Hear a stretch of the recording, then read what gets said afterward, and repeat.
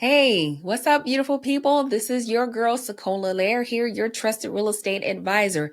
In this special episode, I'm going to be sharing with you a recording that was done a couple of years ago as I sat down and I spoke with my friend, Varney Jallah, the president and CEO of Total Structured Solutions.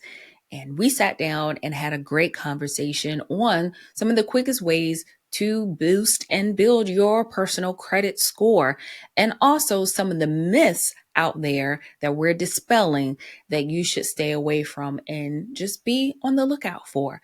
So stay tuned to this particular episode. Welcome to Work It, Live It, Own It, a show that explores how to upgrade your lifestyle through life lessons, real estate, and entrepreneurship. Here's your hostess, SaCola Lehr. We're going to break this meeting or conversation up into credit repair, down payment assistance, and giving you the broad strokes about the home buying process. So we're going to go ahead and start with you, Barney. Thank you so much, SaCola, for that great introduction. Like SaCola said, my name is Varney Jallah. I'm the founder, owner of Structured Credit Solutions. I'm also the author of this amazing book that's available on Amazon, The Not So Secret Guide to Boost Your Credit Score. And so I'm just going to go right into it. I just want to share with you guys tonight just a quick presentation on how you guys can, the fastest way you guys can boost your scores, how you have full control over 550 points. So I'm just going to break down the different factors, how your scores are calculated, and each one of those factors, I'm going to show you how many points is in that category and how you can take full advantage of those points. Okay, so I'm just going to go ahead and get right into it. Do you guys know that 80% of your life's biggest decision will be determined by your credit score? Okay, if you're applying for a job, 29 out of 50 states will check your credit score. If you're applying for a mortgage, the determining factor if you're going to get approved for that mortgage will be your credit score. If you're applying for an auto loan, they're going to check your credit score. If you're a business owner trying to get capital for your business, your credit score will be the determining factor. So I want you guys to remember this tonight, okay? 35, 30, 15, 10, and 10. So Cole, if you can put that in the comment field for us. 35, 35, 30, 15, 10, and 10. 35. Go ahead. Yeah, 35, 30, 15, 10, and 10. Okay. 35% of your score, guys, is based on your payment history. Okay. So in that particular category, you have 192.5 points. Okay. So now I'm going into it on each category, how you guys can gain 550 points. You have full control over these points, not the credit bureaus, not the system, not the man. You guys have full control over these 550 points. Okay, so 35% of your scores is based on payment history. You have 192.5 points in this category. Okay, so simply, I want you guys to do this to take advantage of the 492.5 points in that category. I want you guys to take out a piece, get you a paper, write down all your bills. If you have credit cards, if you have student loans, if you have auto loans, anything that you're making a monthly payment on, I want you to write that down. I want you to contact the banks and set up an auto payment to have these payments come out of your checking account or come out of your checking account every month to make sure that you're not missing any payments. And the reason why I recommend that you guys set this up on auto payment, again, life can happen. You can be on vacation, you don't have access to internet, anything can happen where you forget to make your payment. And I've seen client score drop anywhere between 60 to 90 points or even 120 points just from a late payment. You can have a 700 credit score with one late payment. Guess what? If you're trying to apply for a mortgage, if you have one late payment on there, the banks will actually have you wait 6 months to a year. Okay. So to make sure that you take full advantage of that 192.5 points in that category, 35% of your scores, simply set up all your monthly payments on auto payment. Okay. So let's go ahead and go to the next part of your scores, which is 30%, which is utilization. Okay, utilization is 30% of your score. You have 165 points in this category. Okay, I'm pretty sure me and SaCola can go get into it later on different myths that's out there.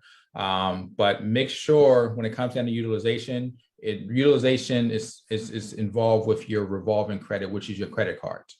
Okay, you want to make sure that you keep your credit card utilization under 10%. Okay, I know there's some myths out there saying, hey, it's 30%, but you're actually leaving a lot of points on the table. You want to make sure that you keep your utilization under 10%. And here's how you guys can do that, okay? So for example, let's say you have a credit card, the limit on that card is $1,000, okay? The most you can put on that card would be $100. Anything over that will definitely start to pull your scores down. And here's how you can make sure that you're keeping your utilization under 10%. And every month, the banks will report that your utilization is under 10%. You want to contact your credit card company, right? I want you guys to remember these 2 dates, your statement date and your due date. Okay, so Cole, if you can put that in the comment field for me, your statement date and your due date, okay? Your statement date, they also call it your statement date, your reporting date, your closing date. You can usually find this date on your credit card statement, or you can simply contact your credit card company and say, hey, what day of the month do you guys report to the credit bureaus? And this is very, very important, guys. Contact your credit card company, say, what day of the month do you guys report to the credit bureaus? Okay, if the credit card company come back and say, hey, we report to the credit bureaus on the 15th of every month, you want to make sure that your credit card utilization is under 10%, because that's the day, the statement date is what they use to calculate your credit score. Your due date is what the banks use to calculate how much interest they're going to charge you. Okay, so if your statement date, your closing date, your reporting date is the 15th of every month, make sure your credit card utilization is under 10%, because that's the balance they're going to use to report to the credit bureaus, simply saying, hey, this is Joe Brown balance on the credit card, and that's what they would use to calculate your scores. So that's what those dates are very, very, very important. Okay, your statement date is what they use to calculate your credit score. Your due date is what the banks would use to calculate how much interest they're going to charge you. Once you start carrying your balance from month to month on your credit cards, that's when you start to pay interest. But if you pay off your credit card balance by the due date, you don't have to worry about paying any interest. Okay, let's go ahead and move on to the next factor of your credit score. 15% is your credit age. Okay, simply if your credit age is 5 years old or 6 years old, there's nothing really much you can do about it. When it comes down to that, it's just one of those things. In that specific category, you have 82 points. That's in that category. It's just one of those things that's simply just going to grow over time. Okay. The next factor we're going to get into will be your credit mix, which is 10% of your scores. You want to make sure you have a nice mix of revolving credit, which is credit cards. You want to make sure you have a nice mix of installment credit, which anything that has a fixed payment. It can be your auto loan, it can be your student loan, it can be your mortgage, it can be a personal loan. Anything that has a fixed payment is considered installment credit. Anything that's has a payment that can change from month to month will be revolving credit. You want to make sure you have a nice mix of that. In that category, you have about 55 points that's in that category. Okay. The last and final category will be your inquiries, okay, which is 10% of your scores. Okay, in that category, you have another 55 points that's in that category. You want to make sure that you keep your inquiries to at least 2 to 3 every couple of years. Okay, so what exactly is inquiries? Every time you apply for anything, it could be an auto loan, you can be you're applying for a credit card, you're applying for a mortgage. Anytime the banks have to pull your credit score, that is considered an inquiry. Okay. Another thing out there is I noticed when people do what they call, when you go to the dealership and you're shopping around for a car, and they usually come back the following month, you'll probably see about 10 different inquiries on there. Okay. Don't be alarmed with that. It's just simply those 10 inquiries, it still counts as one inquiry, because the banks or the system, the credit bureaus consider that to be what they call rate shopping.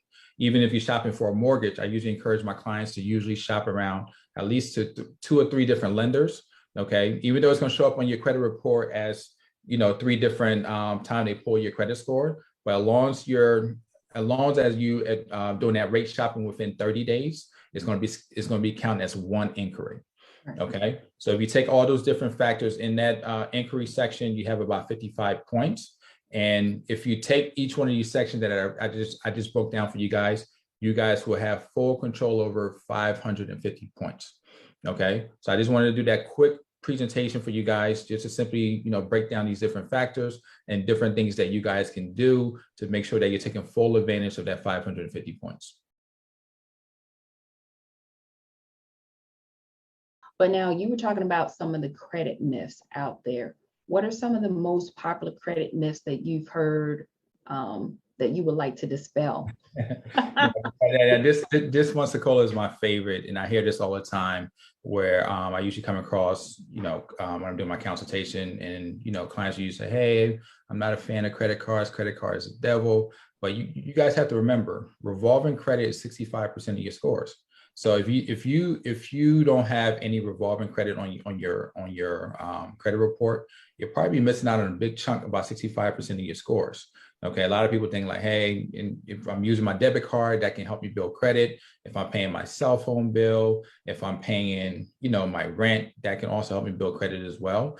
But you guys want to make sure, once you can add the revolving piece of it, the revolving credit to your credit report, I've seen client scores jump up 60 to 90 points, even more, simply by them going from not having any revolving credit to adding that revolving credit. And here's a simple thing that you can do. If you don't have any revolving credit, I recommend just go to your local bank, let them know, say, hey, I'm in the process of building my credit. I'd like to apply for a secure card. And the bank will usually ask you to put a deposit down of $200. In return, they'll give you a credit card with a limit of $200, and simply just use that card wisely every month. If you have a $200 limit on there, again, remember the 10% rule. Find you a small subscription like your Netflix, Hulu, Spotify. Simply set up a monthly payment to charge that secure card every month, then set up an auto payment to pay it off every month in full. Okay. And this is the analogy that I usually use when it comes down to how you handle credit cards. Credit card is like a hammer. All right. You can use a hammer to build you something nice, and you can also use a hammer to destroy something. So if you get that secure card and you start maxing it out, you start missing your payments, and you simply just abandon it, your credit score is going to tank. But if you use that card the correct way, okay, like, and simply use the example I just gave you, simply find a small subscription, put it on there, set up auto payment, you can start to see your scores increase from there. Yeah, you just mentioned, you said 60 to 90 points. Correct. Just by getting a small credit card. And I get what some people are saying too, like, I don't want that I don't want that debt. Yeah. I don't want that mishap. So what do you advise? Because I was in college, and I was one of those college students, and credit card companies are out there in the masses, just trying to get young adults who got their first taste of freedom with credit cards. So and sometimes that's gotten people into trouble in the past, because they may have forgotten about something that they did in their school days, and it's still on their credit. Is there any advice that you would give to people who are in that current situation now? First, advice for college students, for students who are about to go off to college pretty soon. My advice for the students that's about to go off to college, me, myself, I've been there before. I think it simply comes down to just comes down to education. Just, as the parents, simply, be able to educate these kids going off to school, and let them know, hey, listen, this is how, again, this presentation right here alone, just simply understanding how credit score works, how it's calculated, and don't go off and get in all these credit cards. Simply, all you need is one credit card. And again, just simply use it the right way, and simply just put a small subscription on there, and just make sure that you're making these payments every month. By the time you graduate, you might just have you over a 750 credit score. Now you can go ahead and purchase your first home right out of college. You don't have to worry about going out there purchasing an auto loan and you're paying 20 something percent. And this is something that I see all the time, SaCola, where me personally, I did it when I graduated college. I just felt as though I have to treat myself to something. And a lot of times we go out there, we would get these auto loans and we're paying 20 something percent. And again, it simply just comes down to just education. So my advice to kids that's going off to college, if you go ahead and get you at least one credit card, and just be responsible with it. Just remember, the statement date and the due date. Make sure that if you just want to put a small subscription on there, set it up to pay it every month, and just make sure, and it's pretty much just leave it alone. You don't have to worry about, going out maxing it out. Once you start doing that, and now you don't have enough money to pay for it, by the time you graduate, now your credit score is tanked, and you pretty much have to start that rebuilding stage all over again. Okay. Well, would you say it's wise enough to say, if the student doesn't have a job and the parents cannot afford to make that payment, they probably need to hold off until they get a job to get a credit card? Yeah. So guys, you guys heading off to college, listen, If you are not going to have a job to pay off the minimum payment or the payments that Varney is suggesting, and your parents can back you up or support you in this, then I'm going to tell you right now, don't do it. I don't care how much free t-shirts, cups, and everything they throw at you. Don't do it. Don't sign up for the credit cards. And for someone who's in this situation right now, who's currently in this situation right now, what advice would you have to give if something that or debt that they may have acquired caught up with them from back in the day? The first thing I recommend, SaCola, would be take a look at your credit report. And you would be surprised. A lot of people are just afraid to look at the credit report, and they're just simply like, hey, I know my credit is horrible. I don't want to look at it. And another thing, again, we have to be familiar with the consumer laws. Okay, there's a law out there called the FCRA law, and it simply states that everything on your credit report has to be 100% accurate. And I come across a lot of reports, credit reports, where individuals might have a negative account on their report that's outside of that statute of limitation, which is 7.5 years, that's still lingering on their credit report. Now, once you can take a look at your credit report, you see on there like, hey, okay, I know my statute of limitation rights is 7.5 years. This item been on my report for now 8 years. It can be a simple letter you send off to the credit bureau saying, hey, listen, this negative account is outside of the statute of limitation. Can you guys please remove it? And they can simply remove it that way. Okay, so I think the first step would be just simply looking at your credit report, understanding if you guys want, Google the FCRA law, simply look at your credit report, and that's something I can help you guys with. If you guys want to just get a copy of your credit report, schedule a consultation with me, I would take a look at it. And all my consultations, SaCola, I make sure I map out a game plan for that individual. This is how you can improve your credit 60 to 90 points on all my consultations. Okay, so I'll look at the credit report. If you don't feel comfortable looking at your credit report, I'll take a look at it. And if I spot something on there that's outside of the statute of limitations, I'll simply let you know, hey, this is outside of the statute of limitation, or hey, this collection account, if you can pay a percentage of it, they can actually get that removed from your report. So I think that would be the first step, simply taking a look at your credit report. Like I said, a lot of people are just afraid to look at it. If you don't have any revolving account, or if you just don't have any credit at all, use the strategy that I just showed you guys. Go to your bank. If you don't have no collection accounts, nothing on your report, you don't have no credit at all, simply go to your bank, let them know, hey, I want to start building credit. I want to get a secure card. And that one secure card can probably take someone's scores from a 0, probably to like a 680, 650, something simple as that. Okay, so I think the first step would be get a copy of your credit report. I can leave a link for you guys can actually get a free copy of your credit report. If you guys schedule a call with me, I would actually show you guys how you can get a free copy, and we can simply just take just do a review of it. Right. I was going to come on and do a video soon about checking your credit report. If you're thinking about buying your home using something like annualcreditreport.com, that's one of those links that the banks have trusted for so many years. And don't be afraid to look at it, because you never know what could pop up on your credit. I've had people I went to school with, family members, find out that someone has used their social security number, have bought cars, have bought homes. And so when you're thinking about you're about to go out and buy your first home or your car, and then something pops up on your credit and you don't even realize where this came from, that's why it's important for you to do an annual credit check. Just like you file your taxes every year, think of tax season as annual credit report check season. Do that for yourself. And another thing, while we're on credit reports, a lot of people use Credit Karma. Credit Karma is actually a great tracking tool. Okay, I'm not a big fan of it, and a lot of you guys know Credit Karma is only giving you 2 scores. Okay, they're giving you your TransUnion and your Equifax, right? So now, so if you're in the process of trying to repair your credit and you're using Credit Karma is going to give you 2 scores. What about the 3rd score that's out there? Now you're not tracking that. And another thing too, a lot of people will use Credit Karma and simply look at the Credit Karma score and say, hey, my score is at a 640. I'm ready to get a mortgage. But guess what? Credit Karma is giving you your vintage scores. Okay. So Credit Karma is giving you vintage scores. So the platform a lot of banks use is your FICO score. So you want to go to myfico.com, pull up your FICO scores from there, and you want to check your FICO 5, your FICO 4, and your FICO 2. Those are the three scores that the mortgage lenders use.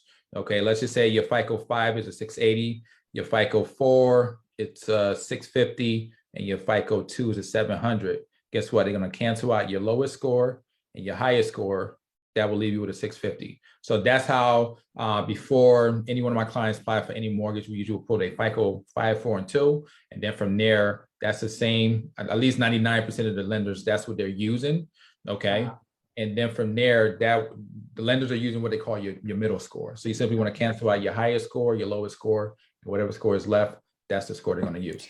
All right, guys, I hope you have enjoyed this particular episode about your personal credit score and how to build it the quickest way, the most ethical way, and some of the things that you need to be looking out for when it comes to building and boosting your credit score.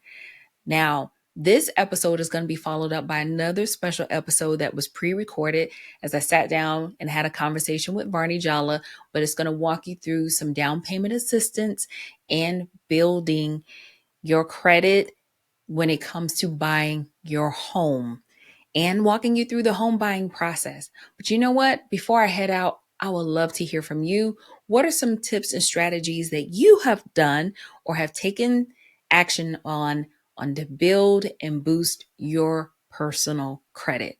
I know for me, it was paying off bills on time in a timely manner, and even making sure that I was cognizant of the type of lines of credit I had out there. Did I have too much revolving credit, also known as credit cards, versus installment loans, such as student loans or personal loans? And also making sure that I paid those things down in a timely manner, as Varney talked about. But if there's any other tips and strategies that you have done, I would love to hear from you.